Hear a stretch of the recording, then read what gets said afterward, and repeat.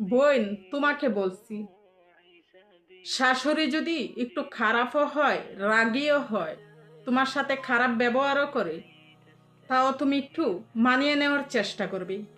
কারণ কি জানো,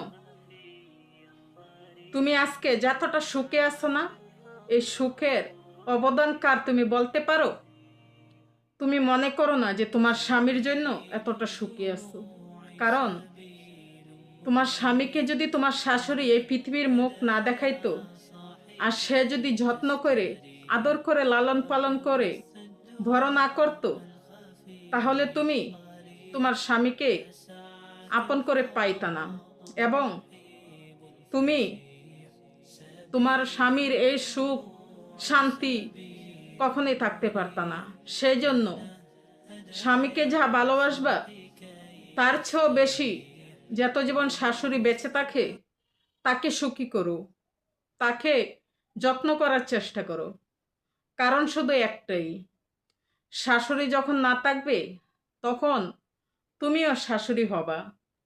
এই মুহূর্তগুলা, তুমি যেই মুহূর্তটা কাটিয়ে যাবা, সেই মুহূর্তটা যখন তোমার বেলা আসবে, তখন দেখবা তুমি অনেক সুখী আছো।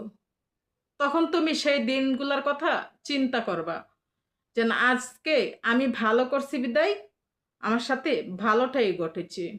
সেই জন্য কখনোই শাশুড়ির সাথে খারাপ ব্যবহার কইরো না।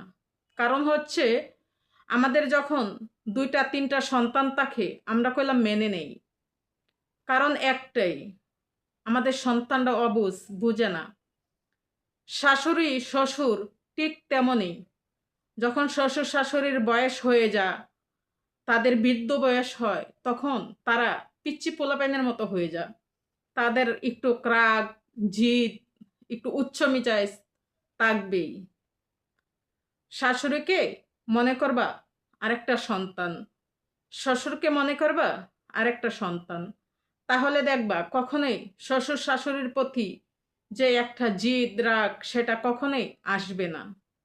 কারণ হচ্ছে, যার জন্য আমি এতটা সুখে আছি, সে তো আমার এই পৃথিবীর সকল সুখ, আমার শাশুড়ি।